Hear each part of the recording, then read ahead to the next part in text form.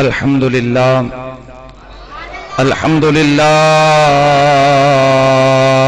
رب العالمین والصلاة والسلام علی سید الانبیاء والمرسلین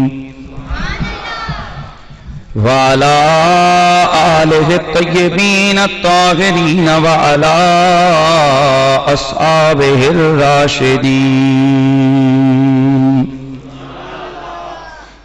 اما بعد فاعوذ باللہ السمیع العلیم من الشیطان الرجیم بسم اللہ الرحمن الرحیم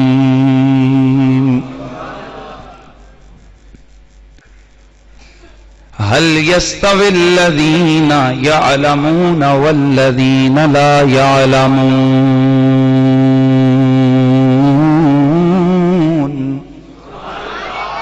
درود و سلام بآواز بلند پڑھیے. الصلاۃ والسلام علیک یا سیدی یا رسول اللہ وعلی آلک واصحابک یا سیدی یا حبیب اللہ. بلند آواز سے پڑھیے. الصلاۃ والسلام علیک یا سیدی یا رسول اللہ وعلی آلک واصحابک یا سیدی یا حبیب اللہ. بعد از حمد و صلات لائق تعظیم و تکریم جمیع حاضرین و سامعین، السلام علیکم ورحمۃ اللہ وبرکاتہ. ماہ سفر المظفر اسلامی سال کا دوسرا مہینہ، اس ماہ مکرم کے حوالے سے جہاں اس کی اور فضیلتیں ہیں، وہیں پر قدرتی طور پر اس ماہ میں اولیاء اعظام رحمہم اللہ کے بے شمار اعراس کی تاریخیں ہیں. یعنی بہت سارے اللہ کے ولیوں کے عرس اس مہینے میں آتے ہیں. داتا سرکار حضرت خواجہ قبلہ پیر مہر علی گولڑوی، حضور اعلی حضرت محدث کبیر امام اہل سنت امام احمد رضا فاضل بریلوی علیہ رحمہ، دیگر بہت سارے اولیاء اعظام کے عرس اس ماہ مکرم میں ہیں.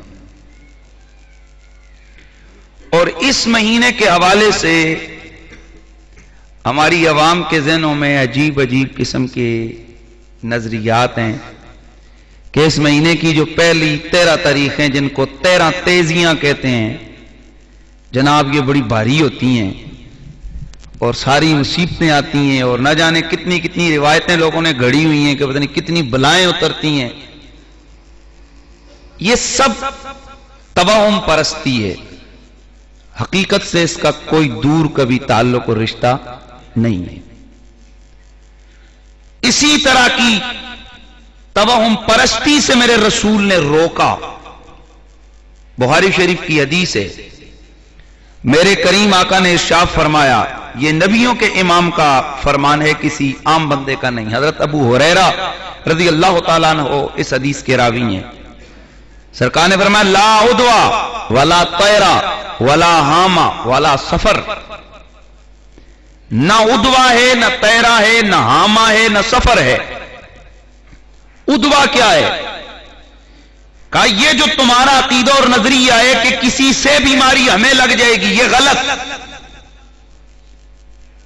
بیماری لگانے والا اللہ ہے. چلو تمہیں تو بیماری لگی اس سے، وہ جو پہلے نمبر پہ جس کو لگی اس سے کہاں سے لگی؟ ہاں، یہ غلط ہے. ایز اے مسلم ہمیں ان چیزوں کی طرف دھیان نہیں دینا چاہیے. جو ہوتا ہے وہ تقدیر الہیہ سے ہوتا ہے. یہ رسول کا فرمان ہے، لا عدوہ، کوئی عدوہ نہیں ہے کہ کسی سے کسی کو بیماری لگ جائے. یہ تم لوگوں کے ڈھنچر بنے ہوئے ہیں. لا تیرا، کوئی بدحالی نہیں ہے کہ جب سے میں نے انگوٹھی پہنی ہے تب سے کاروبار ٹھیک ہو گیا اور جب سے انگوٹھی پہنی ہے تب سے کاروبار خراب ہو گیا. جب سے میں اس مکان میں آیا ہوں میرا نقصان شروع ہو گئے. جب سے میں نے یہ کپڑے پہنے میرا رولا شروع ہو گئے. جب سے گاڑی لی ہے تب سے جناب میرے سارا سرمایہ ضائع. غلط، یہ غلط عقیدہ ہے. لا تیرا، اسلام نے کوئی بتفالی نہیں ہے. جو ہوتا ہے وہ اللہ کی رضا اور مرضی سے ہوتا ہے. ولا ہاما، اور ہاما بھی نہیں ہے. ہاما کیا تھا؟ سابقہ زمانے میں لوگوں کا یہ عقیدہ تھا کہ جب بندہ مر جاتا ہے تو اس کے روح اس کی قبر سے نکل کر الو کی صورت میں آتی ہے اور یہ الو جس کے گھر کے سامنے بیٹھ جائے بس وہ سارے مر گئے. اور کیا یہی ہمارا آج کا نظریہ نہیں ہے کہ الو جس گھر میں آ گیا بس بس بس آپ تیرے لیے خراب. کالی بلی رستہ کاٹ گئی رولا. ولا ہاما، یہ ہاما کوئی شے نہیں ہے. ولا سفر، اور سفر بھی کوئی شے نہیں ہے. سفر کے متعلق صوفیہ اور محدثین کی مختلف آراء ہیں. سفر کیا ہے؟ بعض کے نزدیک یہی ہے جو آج ہمارے ذہنوں میں پڑا ہوا ہے کہ سفر کا مہینہ آیا تو مصیبتیں اور بلائیں آ جاتی ہیں. نہیں، نہ دنوں کی وجہ سے مصیبت آتی ہے، نہ مہینے کی وجہ سے آتی ہے، نہ ٹائم کی وجہ سے آتی ہے. جو مصیبت، جو پریشانی، جو غم، جو خوشیوں کا معاملہ ہے یہ فقط اور فقط من جانب اللہ ہوتا ہے. اس میں کسی مہینے کا کوئی عمل دخل نہیں ہوتا ہے. لہذا یہ اپنے اندر سے یہ چیز کو دور کیجئے. یہ کوئی تیرا تیزیاں شیزیاں کوئی شے نہیں ہے. یہ ہندوؤں کا ایک دیا ہوا ذہن ہے آپ لوگوں کو. اور جو ہم کہیں سے سنتے ہیں اور بالکل یہ ڈھنچر پن سب سے زیادہ ہماری قوم کے اندر آ گئے. نہ جانے یہ کب نکلیں گے اور ہماری جان چھوٹے گی. اس لیے آپ پڑھے لکھے لوگ ہیں اور یا اتنا بڑا اجتماع یا اسی لیے اللہ کا شکر ہے تو آپ سن کے جائیں اور اس کو گھروں تک اپنا یہ میسج پہنچائیں کہ سفر کے مہینے میں اللہ کا بنایا ہوا مہینے، اس میں کوئی یہ بات نہیں ہے کہ جی جناب اس دن ہے اور یار اور جی اس دن رسول اللہ بیمار ہوئے تھے. جس دن بیمار ہوئے اس دن تو تم اتنا غم کرتے ہو، تو 8 ربیع الاول کو سرکار کا وصال ہوا اس دن تم جلوس منا رہے ہوتے ہو. نہیں سمجھ گیا آپ کو صاحب. اس لیے یہ کوئی عقیدہ نہیں رکھنا اپنے کہ یہ سفر آیا تو میری مصیبت آ گئی ہے. آیا یہ ایسا نہیں ہے. جو کرتا ہے وہ کون کرتا ہے؟ اونچا بولو، کون کرتا ہے؟ اللہ کرتا ہے. بس یہ نظریہ اور عقیدہ ہونا چاہیے. بات کر رہا تھا مائے سفر میں آراء سے بزرگان دین کی، اللہ والوں کا ذکر اور ان کے تذکار جمیلہ کا بیان کرنا اور سننا. کرنا یہ رب کا طریقہ اور رب کی سنت ہے. اور خود میرے رسول نے اپنے صحابہ کے سامنے سابقہ امتوں کے اولیاء کے تذکرے کیے. قرآن مجید کے اندر جگہ جگہ پر کئی آیتیں اور کئی سورتوں میں اللہ کے ولیوں کا ذکر ہے. اس حوالے سے اہل اللہ کی محبتوں کا بیان یہ بھی ذکر الہیہ کا حصہ ہوتا ہے. سبحان اللہ کی آواز ہے. جہاں اور اللہ والوں کی عظمتیں اور شانیں ہیں، بزرگان دین ہیں، وہی ہم اہل سنت و جماعت کی ایک محسن شخصیت، عالم اسلام کا ایسا رہنما اور ایسی نابغہ روزگار شخصیت کہ جس کی مثال گزشتہ صدیوں میں نہیں ملتی ہے. اور دنیا حیران ہے کہ ایک وقت میں ایک انسان یا ڈاکٹر ہوتا ہے یا فلسفی ہوتا ہے یا سائنسدان ہوتا ہے یا وہ مفتی ہوتا ہے یا وہ محدث ہوتا ہے یا وہ محقق ہوتا ہے یا وہ سیاستدان ہوتا ہے یا وہ ریاضی دان ہوتا ہے یا وہ جفر و جمر کا ماہر ہوتا ہے. لیکن دنیا ششدر اور حیران ہے کہ ایک ایسی شخصیت ہمارے سامنے ہے کہ جو ایک ذات کے اندر سائنسدان بھی ہے، ریاضی دان بھی ہے، محدث بھی ہے، مفسر بھی ہے، محقق بھی ہے، فقیہ بھی ہے، دانشور بھی ہے، سیاستدان بھی ہے. جس اینگل سے دیکھو، پیر بھی ہے، پیر طریقت بھی ہے، شاعر بھی ہے، متکلم بھی ہے، اس کے علاوہ اگر اس کی اور حیثیات کو دیکھو کاتب بھی ہے. ایک رات کے اندر 56 علوم اس کے اندر ہے اور 56 علوم کا ماسٹر. زمانہ حیران ہے یہ کہاں سے اللہ کا کرم ہندوستان کے مسلمانوں پہ آیا. میری مراد اس شخصیت سے حضور ماہی بدعت اعلی حضرت عظیم البرکت الشاہ امام اہل سنت امام احمد رضا فاضل بریلوی رحمت اللہ تعالی علیہ. میں چاہوں گا ویسے تو اگر عنوانات قائم کیے جائیں تو امام احمد رضا اور قرآن فہمی یہ ایک عنوان ہے، امام احمد رضا اور فقہ، امام احمد رضا اور روحانیت، امام احمد رضا اور تجدید دین و اصلاح، امام احمد رضا اور دینی و سیاسی بصیرت، امام احمد رضا اور شعر و ادب، امام احمد رضا ایک مظلوم محقق، امام احمد رضا اور محبت، امام احمد رضا اور ادب و تعظیم، امام احمد رضا اور رد مرزائیت، امام احمد رضا اور مسئلہ تکفیر، امام احمد رضا اور عقائد و کلام.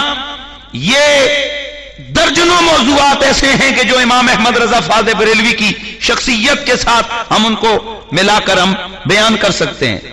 کوئی ایک ایسی شخصیت نہیں ہے امام احمد رضا کی کہ جس کو بندہ 1 گھنٹے میں سارا بیان کر دے.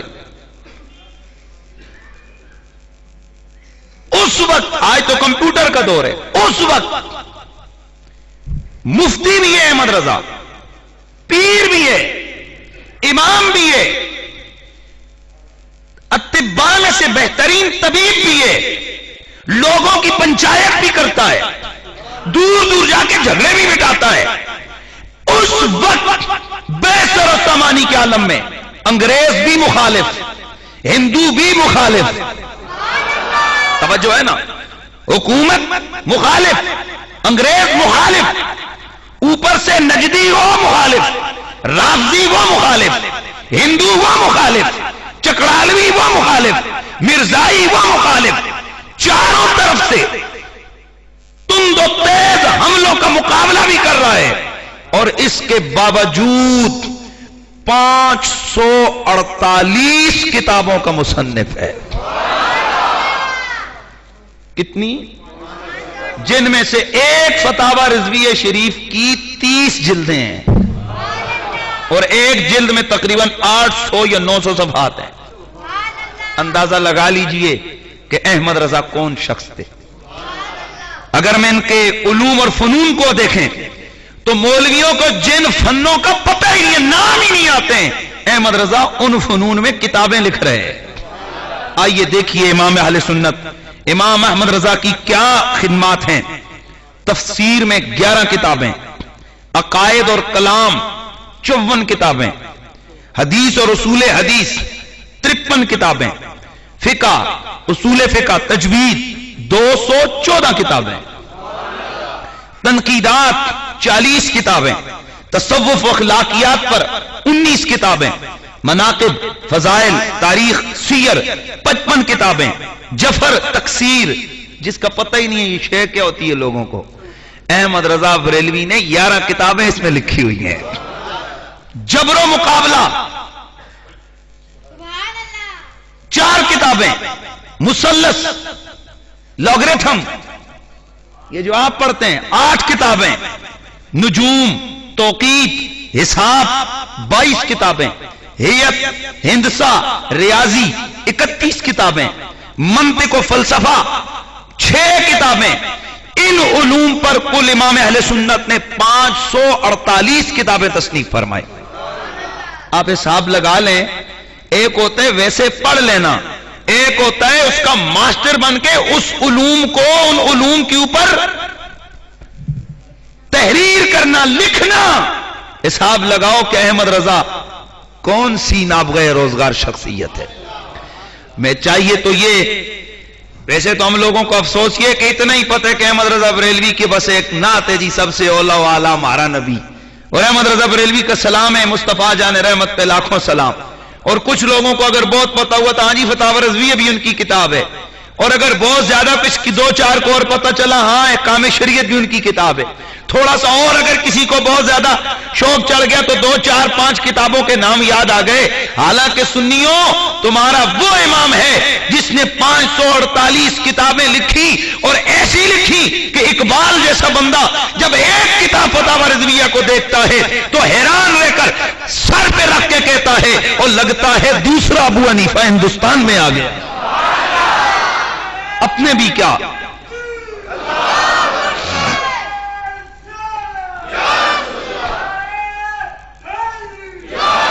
اپنے کیا بیگانے بھی کہتے ہیں کہ علم کی دنیا میں احمد رضا کا کوئی ثانی نہیں ہے۔ اور ویسے آج لوگوں نے امام اہل سنت امام احمد رضا کی شخصیت کو تکفیر کے حوالے سے ہائی لائٹ کی ہے۔ وہ دیکھو جی احمد رضا نے شیعوں کو کافر کہا، احمد رضا نے بھابیوں کو کافر کہا، احمد رضا نے مرزائیوں کو کافر کہا، احمد رضا نے چکڑالیوں کو کافر کہا، احمد رضا نے نجدیوں کو کافر کہا۔ اس نے تو جناب کفر کی مشین لگائی ہوئی تھی۔ میں نے کہا تجھے معلوم نہیں، ایک ہوتا ہے اپنا، ایک ہوتا ہے بیگانہ۔ بیگانوں کے سامنے کسی کے بارے میں جو بول دو مرضی یہ بولتے رہو، ان کو کوئی اثر نہیں، اور کسی اپنے کے سامنے کسی کا ذکر ہو نا اور اس کے بارے میں تنقیص ہو نا تو وہ بالکل تل ملائے بغیر رہ نہیں سکتا۔ احمد رضا کا قصور یہ ہے کہ اس کا دل عشق و محبت مصطفیٰ سے منور تھا، اس کے دل میں جذبہ حب محمدی کے چراغ جل رہے تھے۔ اس لیے جب امام اہل سنت نے دیکھا کہ نجدیت اس طرف لوگوں کا ذہن بنا رہی ہے کہ معاذ اللہ نبی کا اتنا فائدہ بھی نہیں جتنا ہاتھ میں ڈنڈا پکڑے ہوئے ڈنڈے کا، جیسے ابن عبد الوہاب نجدی نے نظریہ دیا کہ مجھے جتنا اس ڈنڈے کا فائدہ ہے اتنا مجھے محمد کا فائدہ نہیں، کیونکہ ڈنڈے سے تو معاذ اللہ میں کتا بھگا سکتا ہوں، محمد تو میرے اس کام بھی نہیں آتا۔ اس طرح کی باتیں اور تحریریں جب آئیں، اور اسی نجدی نے جس وقت اپنی کتاب کے اندر لکھا کہ محمد عربی کا مزار سب سے بڑا بت ہے، اس کو گرانا واجب ہے، صحابہ اور اہل بیت کے مزارات بت ہیں، ان کو گرانا واجب ہے، اور جب اس کی ذریت یہاں پاکستان ہندوستان کے اندر آ کر شاہ اسماعیل دیلوی کی صورت میں انہوں نے کام شروع کیا اور اپنی کتابوں کے اندر لکھا کہ معاذ اللہ نبی کا خیال گدھے سے برا ہے، معاذ اللہ حضور کے علم کو جانوروں سے کم تر قرار دیا گیا، معاذ اللہ اپنی تحریروں کے اندر نبی کریم کی ختم نبوت کا انکار کیا گیا، میرے مصطفیٰ جیسا بننے کی کوشش کی گئی، معاذ اللہ رسول اللہ کے علم سے شیطان کا علم زیادہ قرار دیا گیا۔ ایسے میں اگر کوئی بیگانہ ہوتا تو آنکھیں بند کر کے بیٹھ جاتا، پر احمد رضا مچل گئے، تڑپ گئے کہ مدنی آقا کی ذات تو وہ ہے جن کے بال کے بارے میں کوئی انگلی اٹھائے وہ مردود ہوتا ہے، جو ان کے کپڑوں کے عیب نکالے وہ لعنتی ہوتا ہے، اور جو نبی کو جانوروں سے کمتر قرار دے وہ مسلمان کیسے ہوتا ہے۔ اس لیے احمد رضا کے فتوے حقیقت پہ مبنی تھے، انتہا پسندی نہیں تھی، وہاں پر ذات پرستی نہیں تھی، وہاں پر دولت پرستی نہیں تھی۔ احمد رضا نے اگر رافضی کے کفر کا فتویٰ دیا تو اس لیے کہ انہوں نے سیدہ عائشہ کو گالیاں دی تھی، مرزائیت کے کفر کا فتویٰ دیا تو اس لیے کہ انہوں نے میرے نبی کے بعد ایک اور نبی کو مانا تھا، اگر انہوں نے نجدیت و وہابیت کے خلاف فتویٰ دیا تو اس لیے کہ انہوں نے میرے رسول کے علم کو جانوروں کے علم سے کم قرار دیا تھا۔ اب تم بتاؤ کہ عاشق کا کام کیا دفاع محمد ہے یا نہیں ہے؟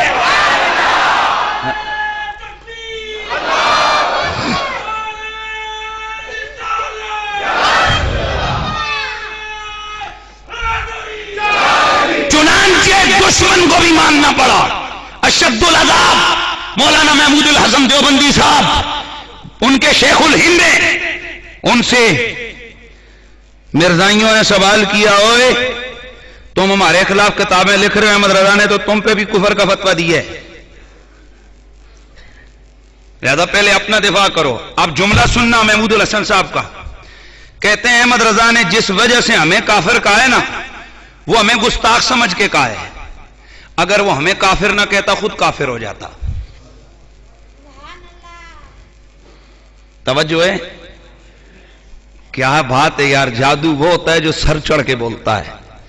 یعنی احمد رضا نے خود ساختہ فتوے نہیں دیے، آپ کو شاید یہ بھی پتا نہیں ہے جب اس طرح کی گستاخانہ عبارات لکھی گئیں تو امام اہل سنت وہ ساری عبارتیں لکھنے والوں کی طرف انہوں نے 10 خط لکھے. وہ ظالموں کیا لکھ دیے تم نے؟ نبی کے علم کو جانوروں سے کم کر دیا. اوے حضور اکرم فخر دو عالم کے میلاد کو تم نے جنم بھومی قرار دیا ہندوؤں کی.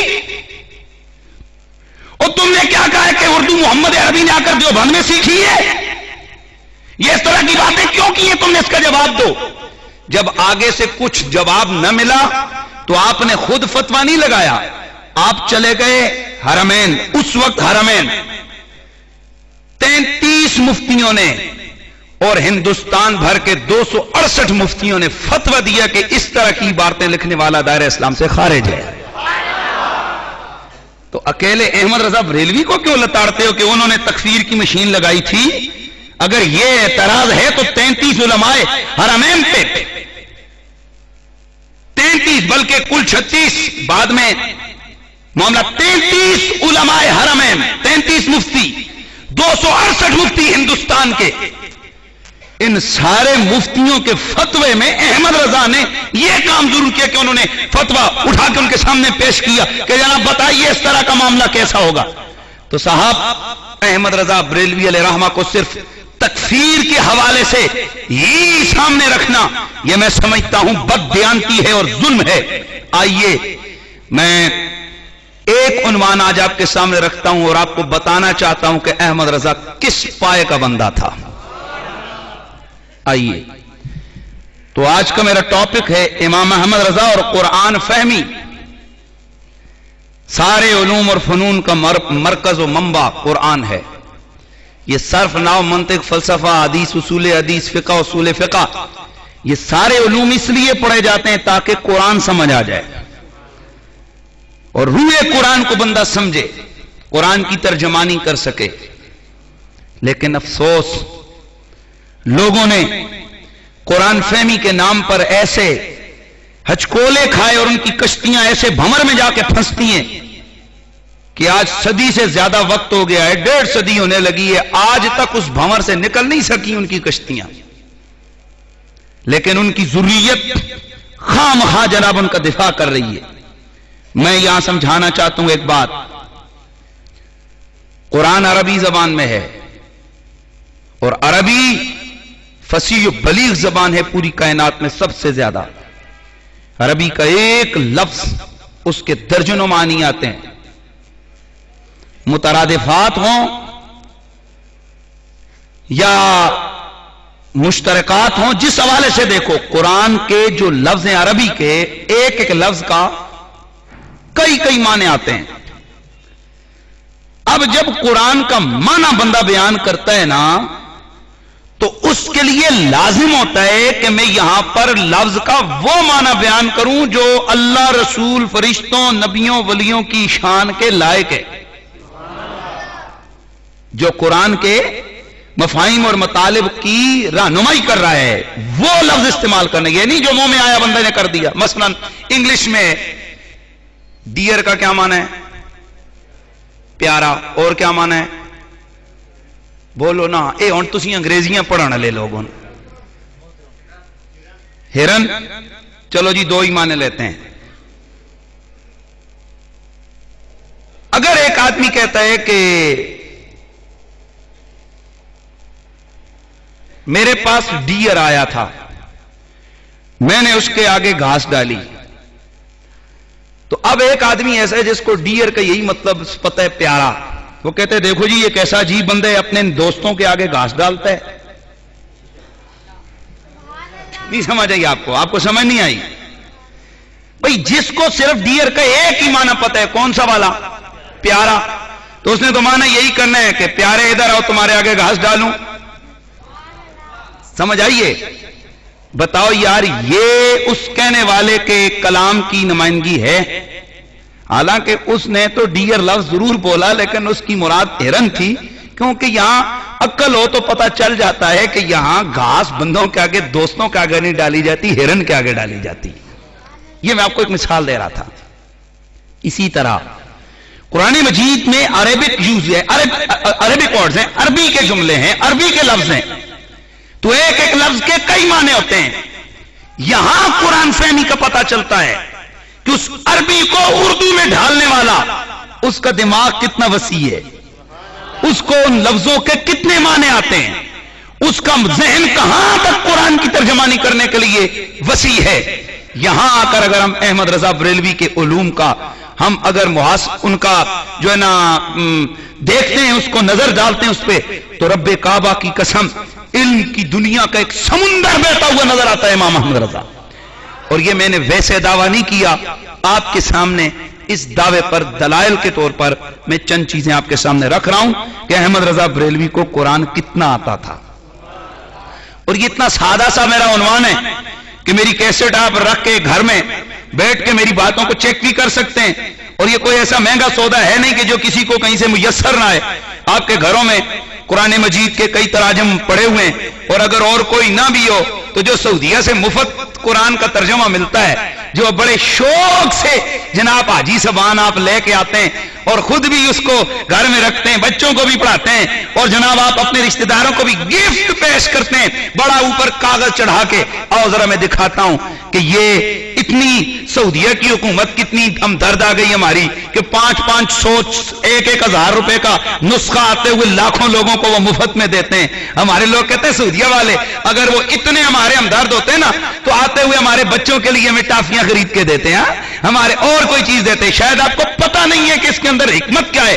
दरअसल वो जो तर्जुमा और तफसीर आते हुए आप लोगों को देते हैं उसमें माअज़ल्लाह अकायदे अहले सुन्नत की धज्जियां उड़ाई गई हैं। उस तफसीर के अंदर कुरान के मफाहिम और मतालिब का मजाक उड़ाया गया है, नबी अकरम और अल्लाह के नबियों और वलियों की तौहीन की गई है। और मैं दलाइल दूंगा, मैं दलाइल दूंगा, घर में जाके चेक करना, अगर ना मिले तो मेरा गरेबान पकड़ लेना, और अगर मुयस्सर आए तो फिर इतना ख्याल करना कि कम अज कम बंदा मुफ्त की जेर मिले तो उसको हलक से नीचे नहीं उतारा करता। अगर कोई कहे खैर है यार 1000 रुपए की जेर है खा ले, 1000 रुपये आखिर वो कहेगा 1000 रुपए की जेर है, मेरी जान की कीमत तो लगा, तेरा तुझे 1000 रुपया अच्छा लगता है, मेरी जान का पता नहीं है ये कितनी कीमती है। और अगर जान कीमती है तो एक मोमिन आदमी को जान से ज्यादा अपना ईमान कीमती होता है। वो ये नहीं देखता कि ये मुझे मुफ्त का मिला है, ये कीमत का मिला है, वो तो अपने ईमान की हिफाजत करता है। आइए सबसे पहले हम बिस्मिल्लाहिर्रहमानिर्रहीम की तरफ आते हैं। बिस्मिल्लाहिर्रहमानिर्रहीम।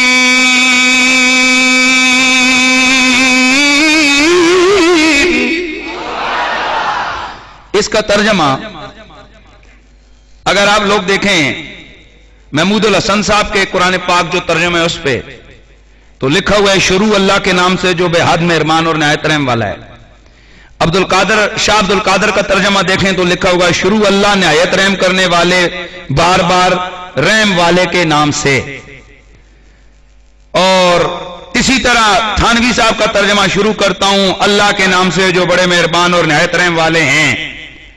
मौदूदी साहब का तर्जमा पढ़ें यही तर्जमा मिलेगा। जितने उर्दू के तर्जमे वो जो सऊदीया वाली है ना उसमें भी यही मिलेगा। अब जरा देखते हैं कि अहमद रजा का ज़हन कहां गया है। आपने तर्जमा किया शुरू करता हूं नहीं, अल्लाह के नाम से शुरू कहा। अल्लाह के बंदे बिस्मिल्लाह का मतलब यह है कि सबसे पहले अल्लाह का नाम जुबान पे आए। तो ये तर्जमा भी तो काम है ना, इसमें पहले अपनी बात ना करके मैं शुरू करता हूं अल्लाह का नाम बाद में ले, बल्कि यह कि अल्लाह के नाम से शुरू जो बड़ा मेहरबान और निहायत रहम करने वाला है। यह है इमाम अहमद रजा का इल्म और कुरान फहमी। आगे बढ़िए, सूरह फातिहा की आयत इहदिनस सिरातल मुस्तकीम। महमूदुल हसन देवबंदी साहब का तर्जमा है बतला हमको सीधी राह। थानवी साहब ने तर्जमा किया बतलाइए हमको रास्ता सीधा। मौदूदी साहब ने तर्जमा किया हमें सीधी राह दिखा। शाह रफीउद्दीन ने तर्जमा किया दिखा हमको राह सीधी। और अल्लाह ताला कुरान पाक में फरमाता है कि मैंने ये राह तो काफरों को भी दिखाई है। हुदल लिन्नास, ये कुरान तमाम मुसलमानों काफरों सबके लिए हिदायत है। तो बाबा रब ने नहीं दिखाई रहा कि इन्ना हाजा सिराती मुस्तकीमा, میرا یہ جناب رستہ جو ہے یہ میرا سیدھا رستہ ہے، یہ تو اللہ نے پہلے دکھایا ہے۔ اب دیکھتے ہیں احمد رضا تم کیا کہتے ہو۔ آپ نے فرمایا دکھایا تو اس نے کافروں کو بھی، یہ مسئلہ دکھانے کا نہیں ہے، مسئلہ یہ یہاں ترجمہ ہونا چاہیے اہدنا الصراط المستقیم، یا اللہ مجھے سیدھی راہ چلا، سیدھی راہ دکھا نہیں، سیدھی راہ چلا۔ یہ ہے قرآن کی روح، یہ ہے قرآن فہمی۔ آگے بڑھیے سورہ بقرہ کی آیت نمبر 9۔ يخادعون الله والذين آمنوا وما يخدعون إلا أنفسهم وما يشعرون۔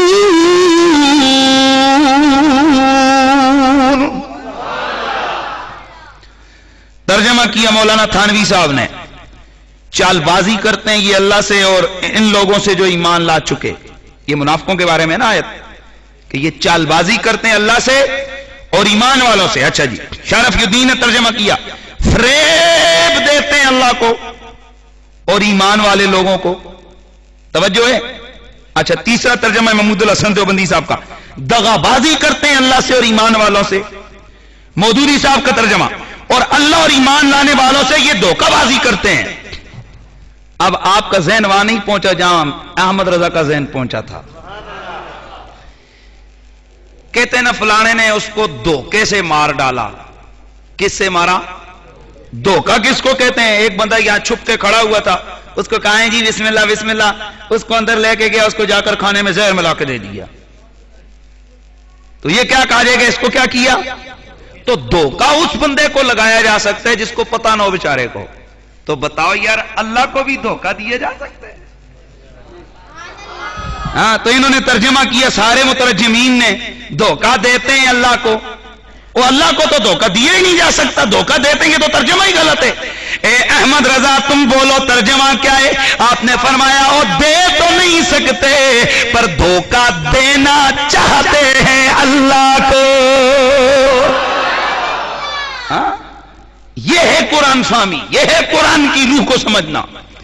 آگے بڑھیے، اسی سورہ بقرہ اس کی آیت ہے، میرا اللہ فرماتا ہے اللہ یستہزئ بہم ویمدہم فی طغیانہم۔ سورہ بقرہ کی آیت نمبر 15 سر سید احمد خان نے ترجمہ کیا، اللہ ان منافقوں سے ٹھٹھا کرتا ہے۔ مرزا حیرت دہلوی نے ترجمہ کیا، اللہ ان سے ہنسی کرتا ہے، اللہ ان کی ہنسی اڑاتا ہے۔ محمود الحسن دیوبندی نے ترجمہ کیا، اللہ ان سے ہنسی کرتا ہے۔ وحید الزمان وہابی صاحب کا ترجمہ یہ ہے، اللہ ان سے دل لگی کرتا ہے۔ فتح محمد جالندری کا ترجمہ ہے، ان منافقوں سے خدا ہنسی کرتا ہے۔ اب ذرا خود غور کرو، اللہ کون ہے؟ اللہ کون ہے؟ نہ وہ ہنسی کرے، نہ وہ ٹھٹھا کرے، نہ وہ مذاق کرے، نہ وہ دغا کرے، نہ وہ دھوکہ دے، کیونکہ اللہ وہ ہے جو نہ عیب اس میں گئے۔ اور ارے آج اگر کوئی بڑا علم والا کسی سے ہنسی مذاق کرے، لوگ اس کو مایوس سمجھتے ہیں، کہتے ہیں دیکھو جی ان کی یہ شان نہیں ہے کہ یہ ہنسی مذاق اور ٹھٹھے مذاقیں کرنا شروع کر دیں۔ تو جب ایک عام عالم کے لیے یہ ہنسی مذاق اور ٹھٹھا یہ روا نہیں ہے تو اللہ کے لیے یہ کہنا کیسے روا ہو سکتا ہے؟ اے احمد رضا آپ ترجمہ فرمائے، اس کا ترجمہ کیا ہے؟ آپ نے ترجمہ کیا، اللہ اکبر، غور سے سننا، آپ نے ترجمہ کیا اللہ ان سے استہزاء فرماتا ہے جیسا اس کی شان کے لائق ہے۔ وہ ٹھٹھے مذاق نہیں کرتا، وہ جیسے اس کی شان کے لائق ہے وہ ان سے کیا کرتا ہے؟ استہزاء فرماتا ہے۔ ترجمہ وہ نہیں کیا کہ جس میں الوہیت کے مقام اور تقدیس کا نقص لازم آئے۔ اللہ اکبر، آگے بڑھیے، سورہ، بڑی عام بات میں آپ کو بتانے لگا ہوں، سورہ طٰہٰ آیت نمبر 121 121، آپ حیران ہوں گے، وَعَصَىٰ آدَمُ رَبَّهُ فَغَوَىٰ، یہ سورہ طٰہٰ آیت نمبر 121، اے غور نال سنے ہوں، اس میں وہ جو سودھیا والی تفسیر ہے نا جو آپ کو مفت کی ملتی ہے، بسم اللہ، اس کا ترجمہ ہے آدم نے اپنے رب کی نافرمانی کی پس وہ بہک گیا. یہ ترجمہ کیے کس نے؟ محمد جوناگڑھی نے. وہ جو سعودیہ والی آپ کو ملتی ہے ماشاءاللہ مفت والی, کیا لکھا؟ آدم نے نافرمانی کی پس وہ بہک گیا. آدم نے نافرمانی کی وہ بہک گیا. آئے ہائے. عاشق الہی دیوبندی صاحب نے ترجمہ کیا آدم نے نافرمانی کی اپنے رب کی پس گمراہ ہوا.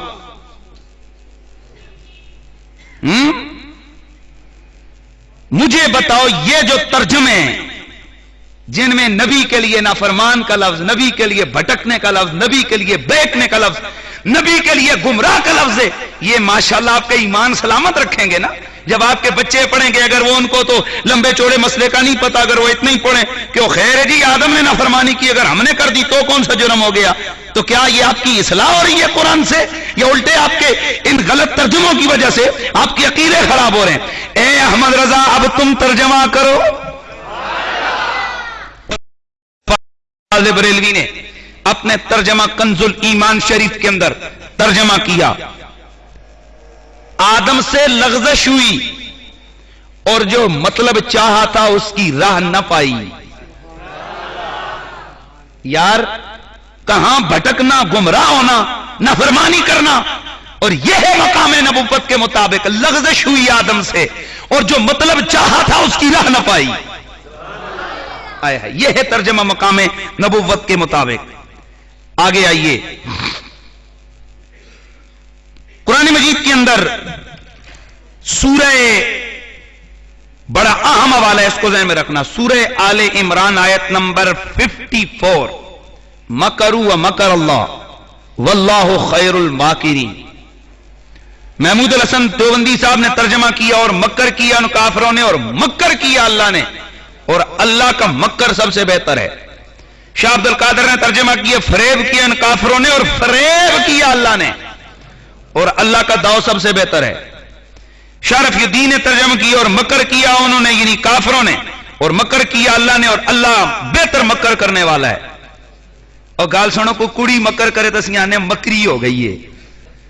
اے کوئی طالب علم مکر کرے کہتے ہیں بڑا مکرا ہے, طنز کرتے ہیں کہتے ہیں مکرا نہ بنا کر ہیں. یار حیرت کی بات ہے, ایسا لفظ خدا کے لیے. اگر کوئی ہندو جسے عربی کا پتہ نہیں یہی شاہ عبد القادر کا ترجمہ اٹھا کر آپ کے سامنے ٹکرا جائے, وہ آپ کو کہے یار تم فریبی خدا کا کلمہ پڑھتے ہو, وہ آپ سے اتنا کہے کہ تمہارا خدا تو فریبی ہے. بھائی مجھے کچھ نہیں کہنا, دیکھ تیرے قرآن نے لکھا ہوا ہے.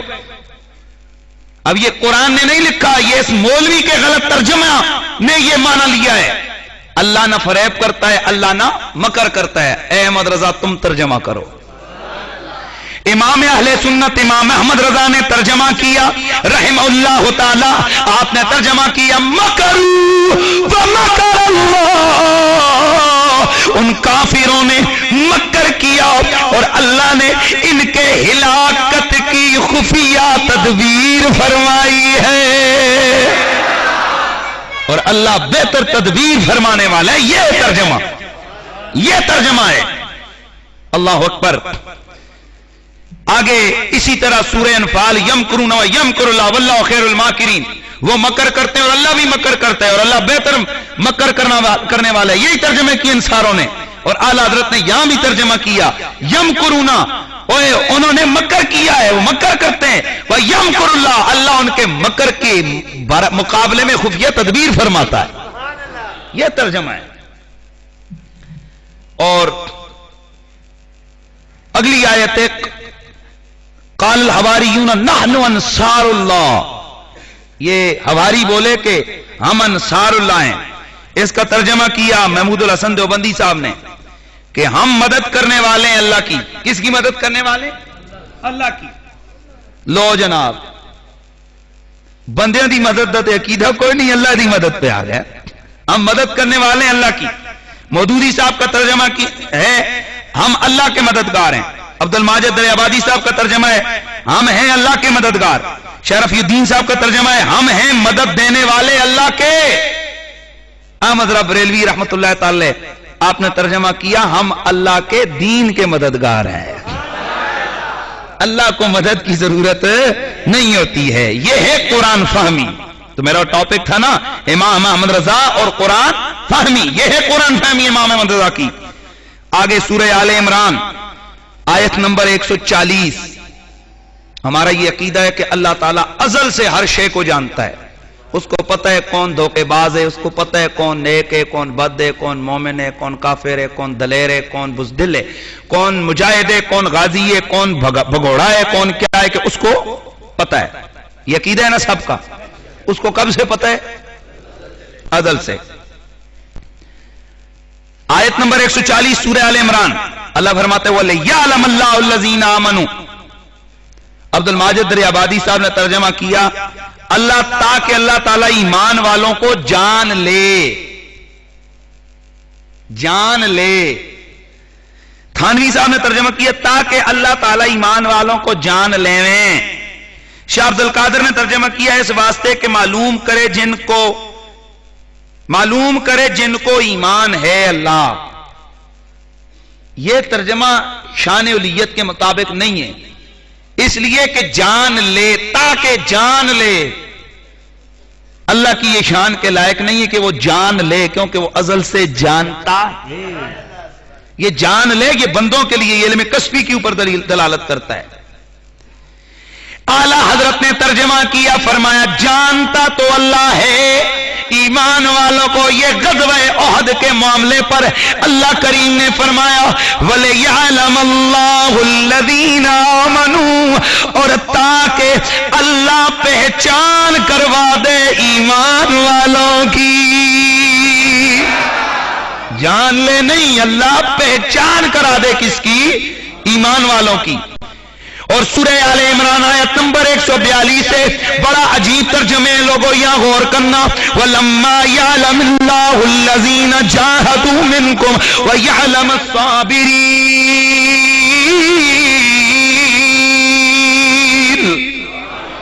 عبد الماجد دریابادی صاحب نے ترجمہ کیا ابھی اللہ نے تو تم میں سے ان لوگوں کو جانا ہی نہیں ہے جنہوں نے جہاد کی، اور صبر کرنے والوں کو بھی نہیں جانا. غور ہے آپ کا. اللہ نے تم میں سے مجاہدوں کو تو ابھی جانا ہی نہیں ہے. فتح محمد جلندری صاحب نے ترجمہ کیا حالانکہ ابھی خدا نے تم میں سے جہاد کرنے والوں کو تو اچھی طرح معلوم نہیں کیا، اور یہ بھی مقصود ہے کہ وہ ثابت قدم رہنے والوں کو معلوم کرے. شاہ عبد القادر نے ترجمہ کیا اور ابھی معلوم نہیں کیے اللہ نے جو لڑنے والے تم میں، اور معلوم کرے ثابت رہنے والے. یار کیا معاذ اللہ، اللہ نے اللہ کو معلوم ہی نہیں ہے کہ کون مجاہد ہیں اور کون جناب صبر والے. اعلی حضرت نے ترجمہ کیا فرمایا اور ابھی اللہ نے تمہارے غازیوں کا امتحان لیا ہی نہیں ہے، اور نہ صبر کرنے والوں کی آزمائش کی ہے. یہ ترجمہ کہاں یہ کہ اللہ جان لے، ابھی جانا ہی نہیں ہے. معاذ اللہ سمو معاذ اللہ، کیا اللہ نے ابھی تک نہیں جانا ہوا کہ جنگ احد میں صبر والے کون ہیں، غازی کون ہیں، مجاہد کون ہیں، کون لڑنے والے، کون بھاگنے والے؟ کیا اللہ کو پتہ نہیں ہے؟ تو پھر یہ ترجمہ کرنا آپ بتاؤ ایمان والوں ذرا سوچو کہ کیا یہ ترجمہ مناسب بنتا تھا؟ اللہ اکبر. اور آگے ترجمہ ہے فَلَا تَكُونَنَّ مِنَ الْمُمْتَرِينَ سورہ انعام آیت نمبر 114 ہے. اس کا ترجمہ کیا رفیع الدین فتح محمد جلندری صاحب نے کہ تم ہرگز اے نبی شک کرنے والوں میں سے نہ ہونا. کس نے ترجمہ کیا؟ فتح محمد نے. کیا اے نبی تم ہرگز شک والوں میں سے. محمود الحسن صاحب نے ترجمہ کیا تم مت ہونا شک کرنے والوں میں سے. اشرف علی تھانوی صاحب نے ترجمہ کیا آپ شبہ کرنے والوں میں سے نہ ہونا. شاہ رفیع الدین صاحب نے ترجمہ کیا پس مت ہو شک لانے والوں سے. اب یہاں پر انہوں نے ڈائریکٹ مخاطب بنایا کس کو؟ رسول اللہ کو، کہ نبی تو شک کرنے والوں میں سے نہ ہونا. اور یار نبی بھی شک کرنے والا ہے. امام احمد رضا خالد بریلوی نے ترجمہ کیا اے سننے والے تو ہرگز شک کرنے والوں میں سے نہ ہونا. نبی مخاطب نہیں ہے یہاں، ہم تم قرآن سننے والے ہم مخاطب ہیں اس قرآن کے کہ تم شک میں سے نہ ہونا، کیونکہ نبی کو جو نبوت ملتی ہے وہ مقام شک سے بالا تر ہو کر مقام یقین پہ فائز ہونے کے بعد اللہ اسے نبوت عطا فرماتا ہے۔ تو جب مقام نبوت مانا اور نبی مان لیا تو ماننا پڑے گا جو اللہ کا نبی ہے وہ مقام شک پہ نہیں ہوتا، وہ مقام یقین پر فائز ہوتا ہے۔ اور مقام یقین والوں کو یہ کہنا کہ تو شک کرنے والوں میں سے نہ ہونا، یہ روح قرآنی کے خلاف ہے۔ لیکن احمد رضا نے ترجمہ کر کے بتایا کہ قرآن اس طرح سمجھا جاتا ہے۔ اللہ اکبر، آگے بڑھیے۔ سورہ توبہ کی آیت نمبر 79، بڑی عجیب، یہاں بھی عجیب سا معاملہ ہے۔ فَيَسْخَرُونَ مِنْهُمْ سَخِرَ اللَّهُ مِنْهُمْ، اللہ تعالیٰ قرآن مجید میں بیان فرماتا ہے نا کہ قیامت والے دن جب یہ جو کافر وغیرہ لوگ ہیں، جو ہوتا یہ تھا کہ جو مسلمان غریب مومنین جب جاتے تھے تو مذاق کرتے تھے، وہ جو کافر لوگ ہیں ان کو دیکھ کر ان کے لیے کوئی چیز لاتے، پھر مذاق کرتے، کہتے اے کنگلے کگلے بھاگ، تو مذاق کرتے۔ اللہ کہتا ہے فَيَسْخَرُونَ مِنْهُمْ سَخِرَ اللَّهُ مِنْهُمْ، یہ کافر ان سے تمسخر کرتے ہیں، مذاق کرتے ہیں، ٹھٹھا کرتے ہیں ان سے۔ اور اللہ، میں ترجمہ بھی نہیں کر رہا، سخر اللہ منہم، اس کا ترجمہ دیکھیں کیا کیا ان لوگوں نے۔ عبد الماجد آبادی صاحب نے ترجمہ کیا ان سے تمسخر کرتے ہیں، اللہ ان سے تمسخر کر رہے گا۔ مودودی صاحب نے ترجمہ کیا یہ ان لوگوں کا مذاق اڑاتے ہیں جو ایمان والے ہیں، ان کے پاس آتے ہیں، اللہ ان مذاق اڑانے والوں کا مذاق اڑاتا ہے۔ محمود الحسن صاحب نے ترجمہ کیا پھر ان پر ٹھٹھے کرتے ہیں اور اللہ ان سے ٹھٹھے کرتا ہے۔ یار کیا اللہ کی یہ شان ہے کہ وہ تمسخر کرے، مذاق اڑائے، معاذ اللہ وہ مسخریاں کرے؟ اللہ اس شان والا نہیں ہے۔ اعلیٰ حضرت نے ترجمہ کیا فَيَسْخَرُونَ مِنْهُمْ سَخِرَ اللَّهُ مِنْهُمْ، اور یہ ان سے مذاق کرتے ہیں، ان مومنوں سے، مجاہدوں سے، ان صحابہ سے۔ سخر اللہ منہم، اللہ ان کو ان کی مذاق اور ہنسی کی سزا دے گا۔ یہ ہے ترجمہ۔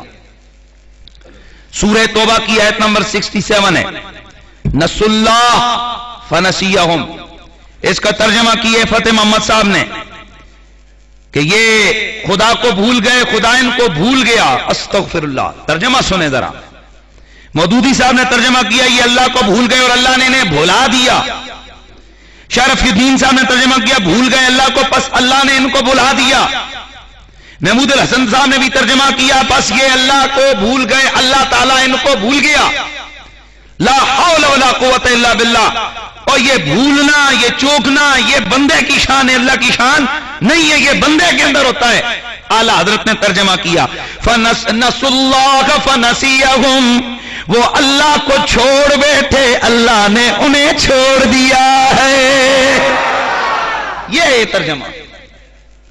یہاں سے پتا چلتا ہے کہ احمد رضا فاضل بریلوی کا ذہن قرآن فہمی میں کتنا وسیع تھا، اور کہاں وہ بحر عمیق کے اندر معانی کے سمندر میں غوطہ زن رہتا تھا آپ کا دماغ اور ذہن۔ آگے بڑھیے، سورہ محمد آیت نمبر 19، اور مسلمانوں ذرا غور کرنا اس آیت پہ۔ یہ وہی جو آپ والے ہیں نا، وہ والا وَاسْتَغْفِرْ لِلذَّنبِ وَلِلْمُؤْمِنِينَ وَلِلْمُؤْمِنَاتِ ثُمَّ مَعَاذَ اللَّهِ ثُمَّ مَعَاذَ اللَّهِ ثُمَّ مَعَاذَ اللَّهِ، بخشش مانگو اپنے گناہوں کے لیے اور مومنین اور مومنات کے گناہوں کے لیے۔ یہ ترجمہ کیے شرف الدین نے۔ کیا ترجمہ کیا؟ اے نبی اپنے لیے بخشش مانگ، اپنے گناہوں کی بخشش مانگ، اور ایمان والے مومن مردوں اور عورتوں کے گناہوں کی بخشش مانگ۔ شرف الدین صاحب نے ترجمہ کیا اپنے گناہوں کی معافی مانگو اور مومن مردوں اور عورتوں کے گناہوں کی معافی مانگو اے نبی۔ فتح محمد صاحب نے بھی ترجمہ کیا اپنے گناہوں کی معافی مانگ اور مومنین مردوں اور عورتوں کے گناہوں کی معافی مانگ۔ مودودی صاحب نے ترجمہ کیا اپنے قصور کی معافی مانگو اے نبی، اور مومن مردوں اور عورتوں کے قصور کی معافی مانگو۔ محمود الحسن صاحب نے ترجمہ کیا اپنے گناہ کے واسطے مانگو معافی اور مومن مردوں اور عورتوں کے لیے۔ تھانوی صاحب نے ترجمہ کیا اپنی خطا کی معافی مانگتے رہو اور مومن مردوں اور عورتوں کی خطاؤں کی معافی مانگتے رہو۔ اب میں آپ سے ایک سوال پوچھتا ہوں، اور میں آگے بڑھ کے آپ کو ایک چیز بھی عرض کروں گا، غور کرو، کیا نبی گناہ کرتا ہے کہ جس کو اللہ کہہ رہے کہ تو اپنے گناہوں کی معافی مانگ؟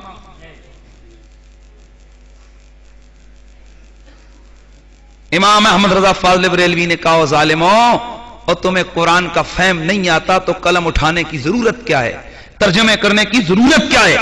آپ نے ترجمہ کیا وَاسْتَغْفِرْ لِذَنْبِكَ وَلِلْمُؤْمِنِينَ وَلِلْمُؤْمِنَاتِ۔ او لوگو یاد رکھو، اور نبی گناہ نہیں کرتا، نہ صغیرہ نہ کبیرہ نہ چھوٹا نہ بڑا۔ وجہ کیونکہ نبی کا ہر فعل ہمارے لیے سنت، تو اگر نبی گناہ کرے تو پھر اس کا گناہ بھی تو ہمارے لیے سنت ہوگی نا، پھر تو ہمیں بھی معاذ اللہ ثم معاذ اللہ۔ یہ کہاں تک چلا جائے گا یہ معاملہ؟ نبی گناہ نہیں کرتا۔ اس آیت کا ترجمہ کیا ہے؟ آپ نے ترجمہ کیا اے میرے محبوب، اپنے خاصوں اور عام مسلمان مردوں اور عورتوں کے گناہوں کی معافی مانگو۔ اپنے گناہوں کی نہیں، اپنے خاصوں اور عام مومن مردوں اور عورتوں کے گناہوں کی معافی مانگو۔ یہ ہے ترجمہ، یہ ہے ترجمہ، اور یہ ہے قرآن فہمی۔ اور یہ آیت نمبر کون سی تھی میرا سننے والا؟ یہ آیت کا نمبر یاد رکھے، آیت نمبر 19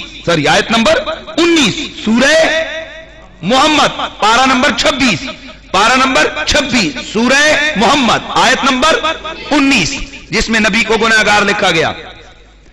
اور پھر آیت 2 سورہ فتح 26واں پارہ، لِيَغْفِرَ لَكَ اللَّهُ مَا تَقَدَّمَ مِن ذَنبِكَ وَمَا تَأَخَّرَ۔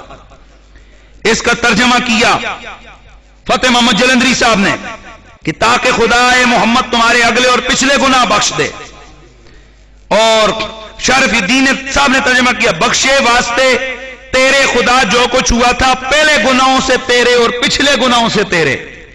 محمود الحسن صاحب نے ترجمہ کیا تاکہ معاف کرے تجھ کو اللہ جو آگے ہو چکے تیرے گناہ اور جو پچھلے ہوں گے تیرے گناہ۔ شاہ عبد القادر نے بھی یہی ترجمہ کیا، اور اللہ تعالیٰ تاکہ تمہاری اگلی اور پچھلی خطاؤں کو معاف کر دے۔ اعلیٰ حضرت نے فرمایا او اللہ کے بندو، اور نبی کے خطائیں اور گناہ نہیں ہوتے ہیں، بلکہ یہاں پر کیا ہے؟ لِيَغْفِرَ لَكَ اللَّهُ، یہ لام بیچ میں سے گول کر گئے تھے نا، تاکہ ان کو اس وجہ سے ان کو معنی سمجھ نہیں آیا۔ لِيَغْفِرَ لَكَ اللَّهُ مَا تَقَدَّمَ مِن ذَنبِكَ وَمَا تَأَخَّرَ۔ اے میرا سونا مدنی، تاکہ اللہ تیرے صدقے تیرے اگلوں کے گناہ بھی بخشے، تیرے پچھلوں کے گناہ بھی بخشے۔ یہ ہے ترجمہ، اور یہ ہے قرآن فہمی۔ اس کو کہتے ہیں کہ قرآن فہمی یہ ہے۔ اب یہاں پر میں آپ کو ایک چھوٹا سا حقیقت پر مبنی ایک واقعہ سناتا ہوں۔ یہ 1.5 سال ہوا ہے، یا غالباً سال سوا سال ہوئے۔ یہاں ایک آپ بہت سارے دوستوں کو پتہ ہی ہے کہ 5-6 عیسائیوں نے میرے ہاتھ پہ اسلام قبول کیا۔ اخبار میں خبر چھپی، اور اسلام آباد کا نام نہیں لیتا ہے کہ اخبار کا ایک سب ایڈیٹر ہے، وہ عیسائی لڑکا تھا، بڑا اس کا مطالعہ تھا تقابل کا، وہ میرے پاس آ گیا۔ پہلے اس نے ٹائم لیا جی کہ میں آپ سے کچھ معلومات لینا چاہتا ہوں، آپ ذرا مجھے ٹائم دیں۔ میں نے کہا بسم اللہ آ جاؤ۔ ہم لوگ بیٹھ گئے، اندر لائبریری میں بیٹھا، میرے ساتھ اور 2-4-5 لوگ بھی بیٹھے تھے۔ اب اس لڑکے نے قرآن پاک ایسے اس نے نظر ڈالی، تو یہی والے جو ہیں نا ترجمے، چونکہ میرے پاس سارے ترجمے تو پڑھیں، اس نے ایک ترجمہ نیچے اٹھا کر اس کو ہاتھ میں ایسے پکڑ کے رکھا، اور کہنے لگا جی مولانا صاحب بات یہ، ذرا مجھے ایک بات کا جواب دیں۔ میں نے کہا جی بسم اللہ بولیں۔ کہنے لگا جی یہ بتائیں کہ ایک آدمی ایسا ہے کہ جو مجرم تھا پھر اس کو معافی مل گئی، اور ایک آدمی ایسا ہے جس نے کبھی کوئی جرم کبھی کوئی گناہ کیا ہی نہیں، ان دونوں میں سے بتائیں کون افضل ہے؟ میں نے کہا یار واضح ہے جس نے کبھی گناہ کیا ہی نہیں وہ افضل ہے۔ کہنے لگا وہ افضل ہے؟ میں نے کہا ہاں بالکل افضل ہے۔ کہنے لگا تو پھر آپ مسلمان کیوں ہیں، آپ عیسائی ہوں؟ میں نے کہا تیرا دماغ ٹھیک ہے کیا کہہ رہا ہے؟ کہنے لگا جناب آپ پہلے یہ بتاؤ کہ عیسیٰ علیہ السلام کا آپ کی نظر میں کیا مقام ہے؟ میں نے کہا روح اللہ، کلمت اللہ، اللہ کے پیغمبر، اللہ کے رسول۔ کہا ان سے کبھی لائف میں کوئی گناہ سنا؟ میں نے کہا استغفر اللہ، کبھی نہیں ہوا۔ کہنے لگا نہیں ہوا نا؟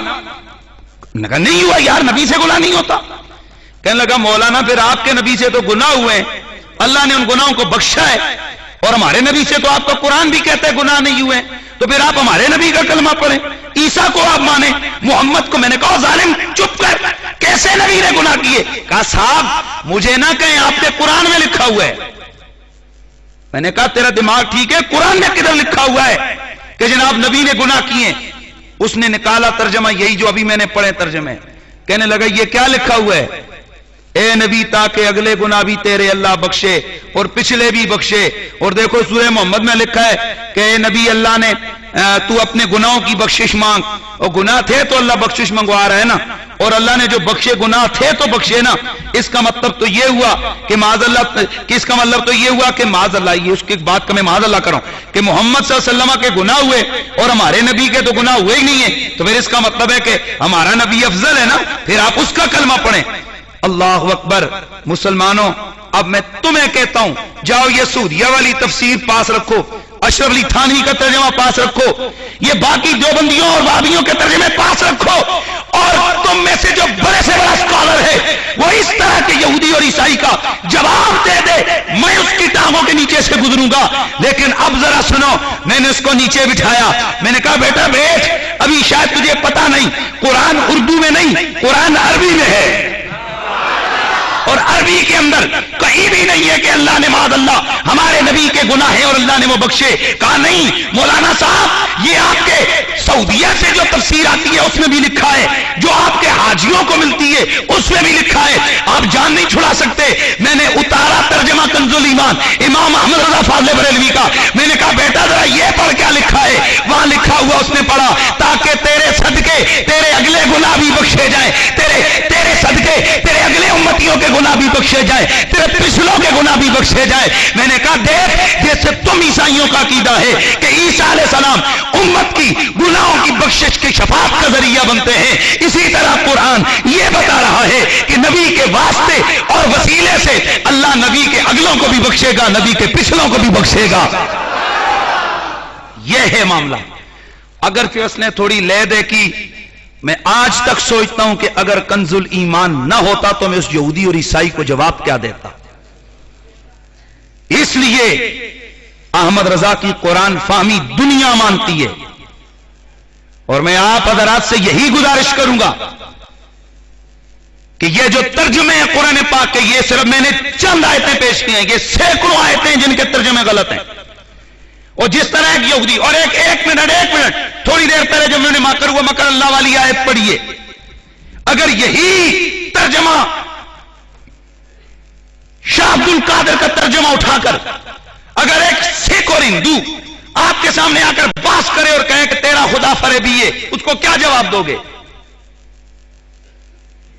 اس لیے مسلمانوں، یہ جو کہتے ہیں جی یہ آپس میں مولوی لڑتے ہیں، مولویوں کا دماغ خراب نہیں ہے کہ مولوی لڑتے ہیں، مولوی جناب پاگل نہیں ہے۔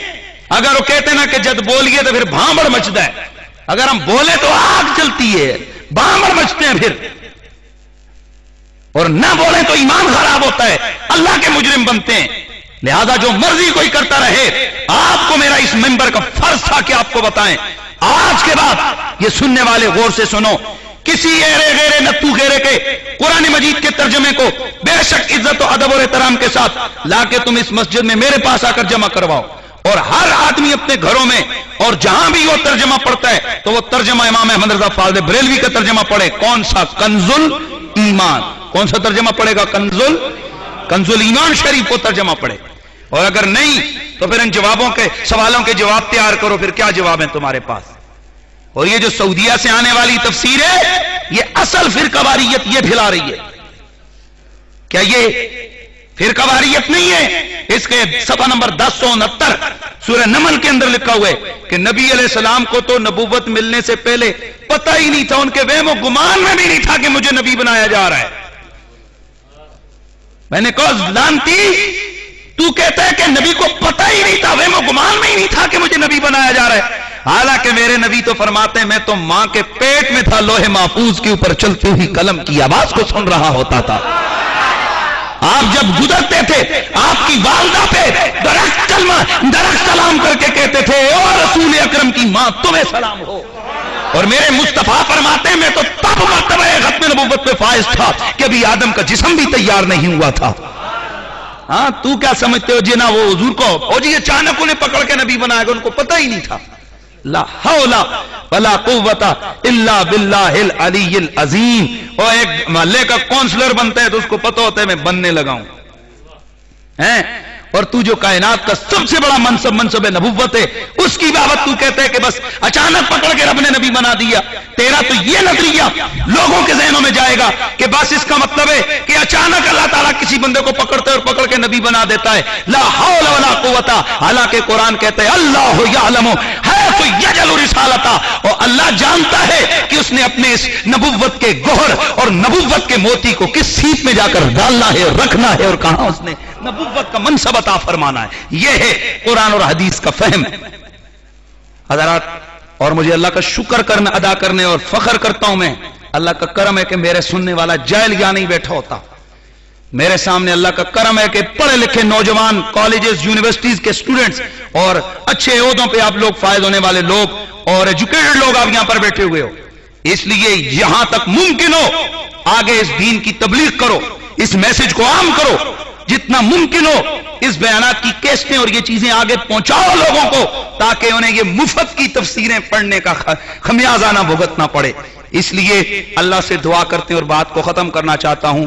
وہی علم کی دنیا کا نیر تاباں، قرآن فہمی کا وسیع و عریض ملکہ رکھنے والا، عاشقوں کا امام، امام اہل سنت امام محمد رضا فاضل بریلوی علیہ رحمہ، اسی سفر المظفر کے مہینے میں آپ کا وصال ہوا. انا للہ و انا الیہ راجعون.